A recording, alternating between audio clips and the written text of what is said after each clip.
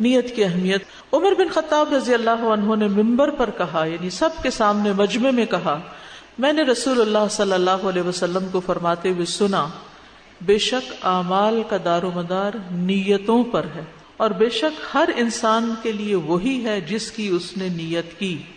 یعنی جس چیز کا ارادہ کرو گے، جو چاہو گے، اجر بھی اسی کے مطابق ملے گا. یہ حدیث ہمارے دین کی بہت اہم تعلیمات میں سے ہے. یہ دین کی اصل ہے، بنیاد ہے، اور یہ ہر موضوع میں داخل ہے، ہر چیز میں. اس کا تعلق ہر شخص سے ہے، چاہے کوئی عالم ہو یا جاہل ہو، بڑا ہو یا چھوٹا ہو، مرد ہو یا عورت ہو. اور عمل میں دل کے اعمال، زبان کے اعمال اور جسم کے اعمال شامل ہیں. یعنی عمل جو ہے وہ صرف ہاتھ پاؤں کا ایکشن نہیں، دل کے ایکشن بھی ہیں، زبان کے بھی ہیں اور عمل کے بھی. دل میں جیسے ایمان ہے، توکل ہے، اللہ کی طرف رجوع ہے، اللہ کی خشیت ہے، اللہ کی محبت وغیرہ. نطقی اعمال زبان کے اعمال ہیں، اقوال ہیں. اعضاء کے اعمال جیسے آنکھ، کان، ہاتھ، پاؤں اور اس کے علاوہ جو بھی ہمارے اعضاء ہیں. اور نیت کا مطلب ہوتا ہے قصد، ارادہ. تو نیت کیا ہوتا ہے؟ کسی کام کا ارادہ اور قصد کرنا. اور شرعی اصطلاح میں اچھی نیت سے مراد اللہ کا تقرب حاصل کرنے کے لیے عبادت کے کسی کام کا ارادہ کرنا، عزم کرنا. اور نیت کا جو موقع محل ہے وہ دل ہے. نیت دل کا عمل ہے، مگر اعضاء کے ساتھ اس کا تعلق ہے. جیسے دل کا تعلق سارے اعضاء کے ساتھ ہے. ہم جب بولتے ہیں تو اس کے پیچھے ہمارے دل کا ارادہ شامل ہوتا ہے، پسند ناپسند جھلکتی ہے اس میں سے.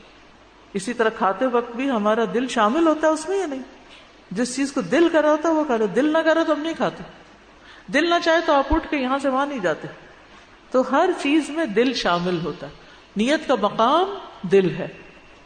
اور علماء کے کلام میں نیت دو معنوں پر بولا جاتا ہے. نمبر ایک، جس کے لیے عمل کیا جائے، اللہ کے لیے کیا یا بندوں کے لیے کیا، اس کے لیے نیت کرنا، یعنی کس کے لیے کر رہے ہیں. اور دوسرا ہے کیا کر رہے ہیں.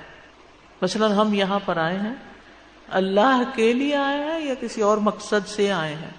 اور دوسرا یہ ہے کہ کیا کرنے آئے ہیں. تو دونوں چیزوں کا تعلق نیت کے ساتھ ہے. ہر عمل کے لیے نیت کا ہونا لازم ہے. یعنی انسان جو عمل کرتا ہے اس حال میں کہ وہ عقل مند ہے، با اختیار ہے، سمجھدار ہے، تو اس کے لیے ممکن نہیں کہ وہ اس کے پیچھے اس کا کوئی ارادہ شامل نہ ہو. ارادہ ضروری ہوتا ہے. دوسری بات یہ ہے کہ اعمال کی قبولیت کا دار و مدار نیت پر ہے. حتیٰ کہ مومن کھانا، پینا، اٹھنا، بیٹھنا، سونا، جاگنا جو کرتا ہے، اگر اس میں نیت اس کی اچھی ہوتی ہے تو اس کے مطابق اس کا ثواب کئی گنا زیادہ بڑھ جاتا ہے. نیت کی وجہ سے لوگوں کے اجر میں فرق آئے گا. دو لوگ کٹھے نماز پڑھ رہے ہیں، ایک کی نیت ہے اللہ کی رضا اور دوسرا یہ کہتا ہے کہ ہائے لوگ دیکھ کے کیا کہیں گے، سنت کے مطابق پڑھ رہی یا نہیں پڑھ رہی، ٹھیک نماز ہو رہی ہے کہ نہیں ہو رہی. تو دیکھنے میں بھلے دوسرے کا طریقہ بڑا ہی اچھا ہو لیکن اجر زیرو پہ چلا جائے گا. اور ایک شخص لوگوں سے بے نیاز ہو کر صرف اللہ کی رضا کے لیے پڑھ رہا ہے. تو یہ اہم نقطہ یاد رکھیے کہ نیت کی بنا پر اعمال کے اجر و ثواب میں کمی واقع ہو جاتی ہے. ایک ہی عمل مختلف نیتوں کی بنا پر قبول یا رد ہو جاتا ہے. رسول اللہ صلی اللہ علیہ وسلم نے فرمایا گھوڑے کے مالک تین طرح کے لوگ ہوتے ہیں. بعض لوگوں کے لیے وہ باعث اجر و ثواب ہے، بعض کے لیے وہ صرف پردہ ہے، بعض کے لیے بوجھ ہے. جس کے لیے گھوڑا اجر و ثواب کا باعث ہے یہ وہ شخص ہے جو اللہ کے راستے میں جہاد کی نیت سے اس کو پالتا ہے. آج کے دور میں آپ اپنی گاڑی کی مثال لے سکتے ہیں کہ جس کو آپ خیر کے کاموں میں استعمال کرنے کے لیے خریدتے ہیں. پھر جہاں خوب سبزہ ہوتا ہے یا فرمایا کسی شاداب جگہ اس کی رسی کو خوب لمبی کر کے باندھتا ہے تاکہ وہ چاروں طرف چر سکے، تو گھوڑا اس سبزے سے یا اس شاداب جگہ سے اپنی رسی میں بندھا ہوا جو بھی کھاتا پیتا ہے اس کھانے پر مالک کو نیکیاں ملتی ہیں کیونکہ مالک نے اس کو چھوڑا کہ کھا لو. تو گھوڑے والے کو ثواب مل رہا ہے کیونکہ گھوڑا ایک اچھی نیت سے اس نے خریدا تھا اور اس کو اسی وجہ سے کھلا پلا رہا ہے. اور اگر وہ گھوڑا اپنی رسی توڑا کر ایک زغن یا دو زغن لگائے یعنی جمپے لگائے تو اس کی لید، اس کے قدموں کے نشانوں میں بھی مالک کے لیے نیکیاں ہیں. اب گھوڑے کی لید جو ہے وہ ایک ناگوار سی چیز ہوتی ہے نا، وہ بھی تولی جائے گی. اگر وہ گھوڑا نہر سے گزرے اور اس میں سے پانی پی لے تو اگرچہ مالک نے اسے پانی پلانے کا ارادہ نہ کیا ہو پھر بھی اسے اس سے نیکیاں ملتی ہیں. وہ تو رستے میں آ گئی اور اس نے پانی کے لیے رک گیا اور وہ پانی پی گیا، جو پانی اس نے پیا اس پانی کا بھی ثواب مالک کو مل رہا ہے. تو یہ سارے ثواب کا سلسلہ شروع کہاں سے ہوا؟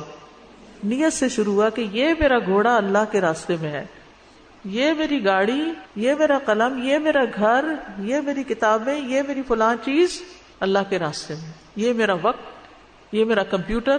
اب اس کو جس وقت بھی آپ استعمال کریں گے اور اس کی مینٹیننس پہ جو خرچہ آئے گا، یا اس کے ساتھ جو بجلی استعمال ہوگی یا گیس استعمال ہوگی، پیٹرول یوز ہوگا، کوئی اور اس میں بیٹھ جائے گا، کچھ بھی آپ کریں گے اس کو کسی طرح بھی استعمال، تو سارے کا سارا اجر و ثواب کا باعث بن جائے گا.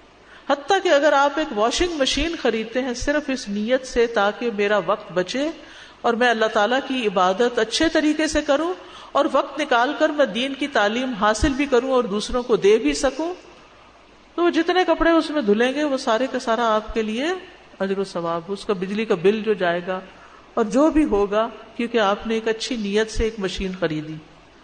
اور ایک یہ کہ وہ چونکہ فلاں نے خرید لی تو مجھے بھی خریدنی ہے، اور اس کے دکھاوے کے لیے اور لوگوں کے اوپر روب جتانے کے لیے کہ میں نے یہ دیکھو لیٹسٹ ماڈل کی خریدی ہے اور ایسا اور ویسا ہے. کسی مجلس میں بیٹھ کر ہم بعض اوقات بوسٹنگ کر رہے ہوتے ہیں، تفاخر کر رہے ہوتے ہیں، اس کو کوئی اجر و ثواب نہیں. حتیٰ کہ ایک کمفرٹیبل جوتی آپ لیتے ہیں کہ اس میں میں اچھی طرح واک کر سکتی ہوں تاکہ میں فٹ رہوں اور پھر میں زیادہ سے زیادہ اچھی طرح نماز ادا کر سکوں، تو وہ جب تک پہنے جتنی واک کی وہ ساری واک بھی، وہ آپ کی ایکسرسائز بھی، وہ کھانا پینا بھی، وہ ساری چیزیں، وہ دوا خریدنا، وہ دوا کھانا، وہ ڈاکٹر کے پاس جانا، وہ سارا اس نیت کے گرد گھوم رہا ہے کہ ہیلدی باڈی جو ہے وہ زیادہ بہتر طور پر اللہ کی عبادت کر سکتی ہے. ہر چیز اس میں آ گئی. نبی صلی اللہ علیہ وسلم نے دوسری مثال کیا سمجھائی؟ دوسرا وہ شخص ہے جو گھوڑے کو فخر، دکھاوے اور اہل اسلام کی دشمنی میں باندھتا ہے تو یہ اس کے لیے بوجھ ہے. اور یہ جو گھوڑے کی تیسری قسم بتائی گئی، اگرچہ وہ اس حدیث میں اس کی ڈیٹیل نہیں ہے، لیکن وہ جو لوگوں کے لیے پردہ ہے، یعنی ذاتی ضروریات، گھر کی ضروریات پوری کرنے کے لیے، آپ اپنے مسائل حل کرنے کے لیے گھوڑا خرید لیتے ہیں، یہ گاڑی لے لیتے ہیں، جیسے عموماً ہم گھر کی ضرورت کی چیزیں لے لیتے ہیں، تو بس ان کو دنیا میں استعمال کرتے رہتے ہیں مگر اس کے پیچھے کوئی اچھی نیت نہیں ہوتی. تو اب آپ دیکھیے کہ اگر آپ ایک کپڑا بھی کمفرٹیبل خریدتے ہیں، یا آپ ایک جوتا، یا آپ اپنے کچن کی کوئی چیز، یا آپ اپنے گھر کی کوئی چیز اس نیت سے خریدتے ہیں تاکہ آپ کی زندگی آسان ہو اور آپ اس آسانی کے وقت کو استعمال کر سکیں خیر و برکت بھلائی کے کاموں میں، تو اس سے بھی جو ایک پیسہ بھی آپ نے لگایا وہ اجر و ثواب کا باعث بن جائے گا. تو اس حدیث سے یہ بھی پتہ چلتا ہے کہ اللہ کے راستے پہ چاہے آپ بڑے سے بڑا مال بھی اگر خرچ کرتے ہیں لیکن آپ کی نیت درست نہیں تو اس کا کوئی اجر و ثواب نہیں. لیکن چھوٹی سی چیز بھی آپ استعمال کر رہے ہیں، چاہے آپ کی سواری ہے یا کچھ بھی، نیت کے ساتھ اس کا اجر بڑھ جاتا ہے. دنیا کی نیت پر دنیا ہی ملتی ہے. رسول اللہ صلی اللہ علیہ وسلم نے فرمایا جو شخص اللہ کی راہ میں جہاد کرے اور صرف ایک رسی حاصل کرنے کی نیت رکھے تو اس کے لیے وہی ہے جس کی اس نے نیت کی. مثلا آپ کہیں درس دینے کے لیے جاتے ہیں اور اس لیے چلے جاتے ہیں کہ چلے بعد میں چائے پانی بھی کچھ مل جائے گا، تو پھر وہ جو پہلا حصہ نا وہ زیرو ہو گیا، چائے پی کے آ گئے، آپ ویسے ہی چلے جاتے چائے پینے. تو ان چھوٹے چھوٹے مقامات پر بھی اپنی نیت کو خالص کرنا چاہیے. اور جو اس نیت سے نہیں جائے گا نا، تو اگر اس کو کوئی چائے نہیں پوچھے گا تو اس کے دل میں ذرا برابر ملال نہیں آئے گا کہ میں اس لیے تو آیا ہی نہیں تھا، مجھے کیا فرق پڑتا ہے. کوئی اس کو بڑا بھرپور طریقے سے ویلکم نہیں کرے گا، اسے کوئی فرق نہیں پڑے گا، کیا فرق پڑتا ہے، میں اس لیے تھوڑی آیا تھا، میں تو اپنے رب کے لیے آیا تھا، میں تو اپنی خاطر آیا تھا کہ مجھے کچھ اللہ کی رحمت ملے. یہاں تک کہ اعلیٰ ترین درجہ کیا ہے، اللہ کی رضا مطلوب ہو اور اللہ کی رحمت کا انسان امیدوار ہو ساری محنت کے بعد. بعض اوقات ہم صدقہ خیرات اس لیے کرتے ہیں کہ اچھا یہ صدقہ کروں تو بیماری ٹل جائے، چلو ٹھیک ہے، لیکن اس وقت بھی نیت کیا ہونی چاہیے، میں یہ صدقہ کروں تاکہ مجھے اللہ کی رحمت ملے. نیت تھوڑی سی بدل لیجئے، یعنی آپ گھر سے نکل رہے ہیں، سفر پہ جا رہے ہیں، آپ کسی کو کوئی صدقہ کرتے ہیں تاکہ راستے میں کوئی مسئلہ پیش نہ آئے، اس نیت کی بجائے یہ نیت کریں کہ میں یہ صدقہ کر رہی ہوں تاکہ اللہ تعالیٰ مجھ سے راضی ہو جائے اور مجھے اپنی حفاظت میں لے لے۔ تو اچھی نیت کیا ہوتی ہے؟ اللہ کی رضا اور اللہ ہی کے لیے کسی کام کو کرنا۔ لیکن اس معیار کو سامنے رکھ کر آپ دیکھیں تو ہماری بہت ساری نیکی کے کاموں میں بھی نیتیں کیا ہوتی ہیں؟ دنیا کا کوئی فائدہ چاہے ہم لوگوں سے نہ بھی حاصل کریں۔ وَلَا تَمْنُن تَسْتَكْثِرْ، کسی پہ احسان اس لیے نہیں کرنا کہ ہمیں کچھ اور کثرت حاصل ہو جائے۔ جب صدقہ خیرات کے ہم فائدے پڑھتے ہیں کہ صدقہ کرنے والے کو اس کا اجر ملتا ہے تو ہم بعض اوقات اس لیے صدقہ کرنا شروع کر دیتے ہیں ہماری آمدنی اور بڑھ جائے۔ آپ اللہ کی رضا کے لیے کریں، اللہ کی رحمت کے لیے، پھر جب اللہ کی رحمت ہو گئی نا تو آپ سوچ بھی نہیں سکتے کہ آپ کو کتنے گنا زیادہ ملے گا، وہ آپ کے حساب کتاب سے بھی بہت بڑا ہے۔ پھر اسی طرح دنیا حاصل کرنے کے لیے علم حاصل نہیں کرنا چاہیے، خصوصاً دین کا علم جو ہے۔ مسند احمد کی حدیث ہے، رسول اللہ صلی اللہ علیہ وسلم نے اس امت کو عظمت اور رفعت، دین و نصرت اور زمین میں اقتدار کی خوشخبری دی ہے۔ تو آپ نے فرمایا کہ اس امت کو یہ خوشخبری دے دو، سو جو ان میں سے آخرت کا عمل دنیا کے لیے کرے گا، آخرت کا عمل دنیا کے لیے کرے گا، اس کا آخرت میں کوئی حصہ نہ ہوگا۔ مثلاً آپ کسی بیمار کی خدمت کر رہے ہیں تو آپ سوچیں چلو میں اس بڑھاپے میں اس کی مدد کروں، اللہ میرے بڑھاپے میں میری مدد کرے گا۔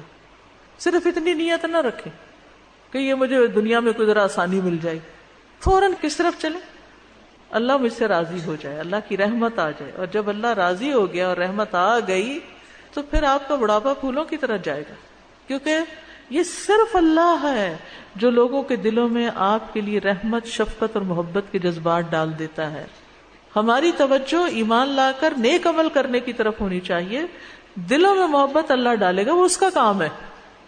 کسی کی محبت حاصل کرنے کے لیے کچھ خرچ نہیں کرنا چاہیے کہ میں ذرا اس کو تحفہ دے دوں، میں اس کو ذرا اچھا کر لوں، میں اس کو کچھ کھلا پلا دوں تاکہ یہ میری طرف متوجہ ہو جائے۔ نہیں، اللہ کی خاطر غریب کو کھلائیں، گھر والوں کو کھلائیں، دوستوں کو کھلائیں، بڑوں کو کھلائیں، چھوٹوں کو کھلائیں، کہیں کچھ بانٹیں، اللہ کے دیدار کی خاطر کھلائیں، تو اپنی نیت کے لیول کو اوپر لے جائیں۔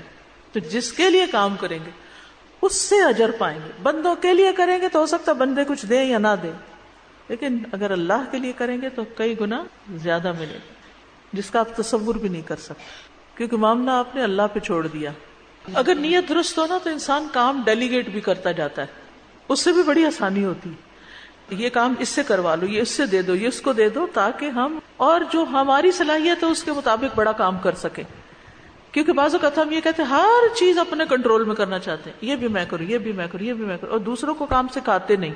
یہ بھی غلط طریقہ ہے۔ جب آپ کی نیت اللہ کے لیے کرنا ہے تو ضروری نہیں کہ وہ بہت سارے کام ہو اور بہت بڑا کام ہو، وہ اگر آپ کے حصے میں چھوٹا بھی آ گیا نا اور آپ کی نیت اللہ کے لیے تھی اور آپ نے باقی لوگوں کے اوپر بھی یعنی صدقہ کیا اور ان کو بھی کام لگایا تو ان کا حصہ الدال علی الخیر کفاعلہ، وہ بھی آپ کو اجر ملے گا اور جو آپ نے خود کیا وہ بھی ملے گا۔ اسی طرح اگر آپ ایک بہتر ہیلپر رکھ سکتے ہیں اپنے باقی عیش و عشرت سے پیسہ نکال کر تاکہ آپ زیادہ سے زیادہ بہتر عبادت کر سکیں، بہتر دین خدمت کا کام کر سکیں، تو یہ نیت بھی آپ کے لیے بہت اجر و ثواب کا باعث ہوگی۔ اس طرح آپ کی دنیا بھی سہولت والی ہو جائے گی اور آخرت بھی اچھی ہو جائے گی۔